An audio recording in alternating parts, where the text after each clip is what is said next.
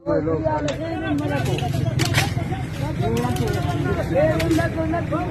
باللہ من الشیطان الرجیم، بسم اللہ الرحمن الرحیم۔ کلات بلوچستان کے علاقہ منگچر میں جو افسوسناک واقعہ پیش آیا، یہ مسلمانوں کے دامن پہ ایک بدنما داغ ہے کہ مشکل کے وقت میں بھی مسلمان اتنا لالچی کیسے ہو سکتا ہے۔ مسلمان اس لیے کہہ رہا ہوں کیونکہ جو مین کلپریٹ اس کا پکڑا گیا ہے، اس کا نام سنیں گے تو حیران ہو کے رہ جائیں گے۔ اس کا نام ہے حفیظ الرحمن ولد رحمت اللہ۔ اس نام سے واضح ہے کہ وہ ہے تو مسلمان، لیکن اس کے کردار میں اسلام نظر نہیں آتا، سلامتی نظر نہیں آتی، کیونکہ اس کے کردار سے نہ تو رحمان کی کوئی صفت سامنے آ رہی ہے، نہ اللہ کی کوئی رحمت نظر آ رہی ہے۔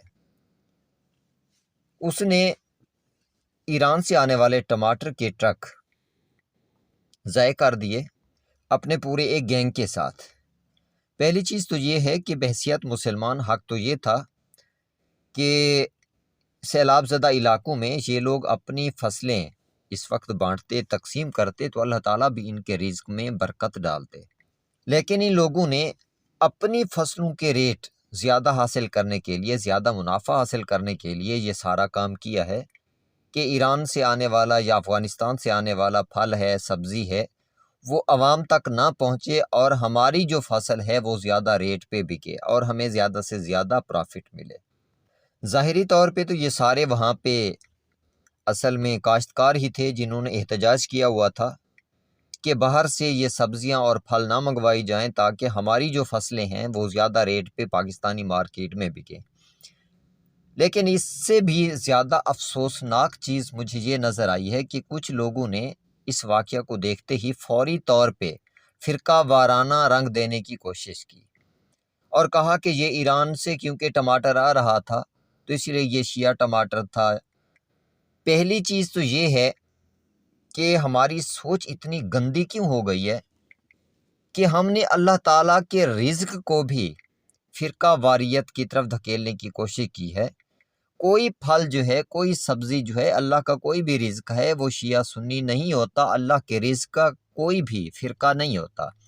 یہ ہم مسلمانوں کی گندی سوچ ہو گئی ہے، ہم انسانوں کی گندی سوچ ہے کہ ہم اللہ کے رزق کو بھی فرقوں میں تقسیم کرنے کی کوشش کر رہے ہیں۔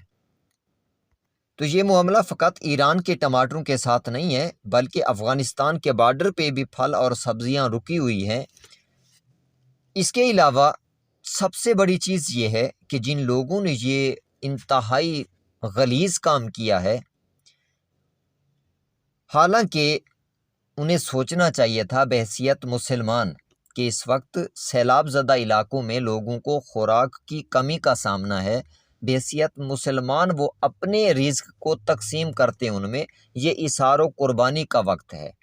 لیکن انتہائی افسوس کے ساتھ کہنا پڑتا ہے کہ ان نام نہاد مسلمانوں نے اللہ کے رزق کی بے حرمتی کی ہے۔ ٹماٹر جو نیچے پھینکے ہیں، پیاز نیچے پھینکے ہیں، ان کو ضائع کیا ہے۔ وہ رزق تھا ان لوگوں کے لیے جو سیلاب زدہ علاقوں میں انتہائی قسم پرسی کی حالت میں زندگی گزار رہے ہیں، جن کے پاس کھانے کے لیے کچھ نہیں ہے۔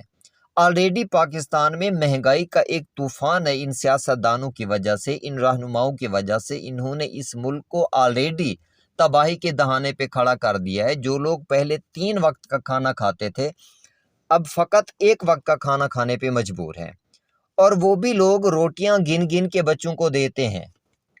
یہ حالات ہو گئے اس ملک کے۔ لیکن بحیثیت مسلمان ہم میں سے کوئی بھی مثبت سوچ کی طرف جانے کے لیے تیار نہیں ہے۔ ہر بندہ اپنی منافع خوری کے لیے ایسے کرتوت کر رہا ہے۔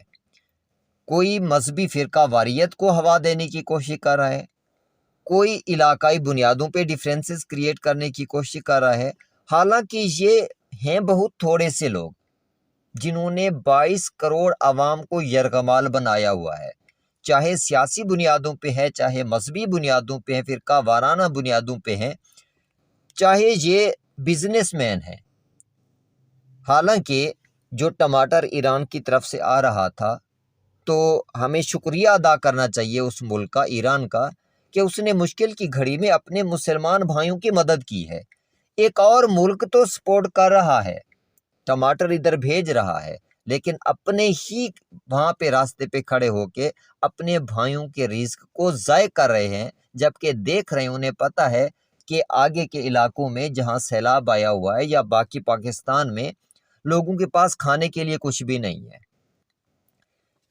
اس کے علاوہ انہوں نے یہ بھی نہیں سوچا کہ وہ اللہ کے رزق کو ضائع کر رہے ہیں، اللہ کے رزق کی توہین کر رہے ہیں، تو اس کا نتیجہ کیا نکلے گا؟ کیا اگر اللہ تعالیٰ اس کے بدلے میں اس کے عذاب کے طور پہ ان لوگوں پہ قحط نازل کر دے تو کیا حقدار نہیں ہے یہ لوگ اس چیز کے؟ تو یقینی طور پہ اسی چیز کے حقدار ہیں۔ تو بحیثیت مسلمان ہماری سوچ کو ہو کیا گیا ہے، ہم سمجھتے کیوں نہیں ہیں کہ مسلسل ڈیفرنسز کریٹ کرنے کی کوشش کر رہے ہیں؟ حالانکہ ان لوگوں کو معلوم ہونا چاہیے کہ اس وقت پاکستان میں سب سے زیادہ مہنگا آٹا، سب سے زیادہ ریٹ گندم کا بلوچستان میں ہی ہے، کوئٹہ میں ہے۔ ہم تمام پاکستانیوں کا فرض ہے کہ گندم کی ترسیل کو بلوچستان کی طرف کریں، گندم کی ترسیل کو کوئٹہ کی طرف کریں، تاکہ ہمارے بلوچستان کے جو بھائی مشکل میں ہیں، مہنگا آٹا لے رہے ہیں، ان کو سستا آٹا میسر ہو۔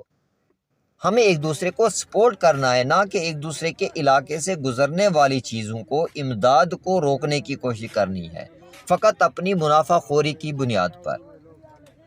تو یہ کیسے کاشتکار ہیں جو اللہ کی برکت کے حوالے سے ایک رزق سے منسلک ہیں، ایک شعبے سے منسلک ہیں، خدا کی رحمتوں پہ ان کو ایمان لانا چاہیے، خدا کی طرف سے برکت پہ ان کو ایمان لانا چاہیے، لیکن فقط اپنے منافع کے لیے وہ اتنے گھٹیا قسم کے کام کر رہے ہیں۔ غور طلب بات یہ ہے کہ ان چند افراد نے، چند خاندانوں نے اس ملک کو اس نہج پہ لا کھڑا کیا ہے کہ 22 کروڑ عوام بیچاری بھوک سے مر رہی ہے، غربت کی لکیر سے بھی نیچے زندگی گزارنے پہ مجبور ہے، ایک وقت کا کھانا بھی میسر نہیں ہے۔ تو اس کی وجہ کیا ہے؟ اس کی اصل وجہ یہ ہے کہ ہم بحیثیت مسلمان سوچتے نہیں، برائی ہوتے ہوئے دیکھتے ہیں، اس کو روکنے کی کوشش نہیں کرتے۔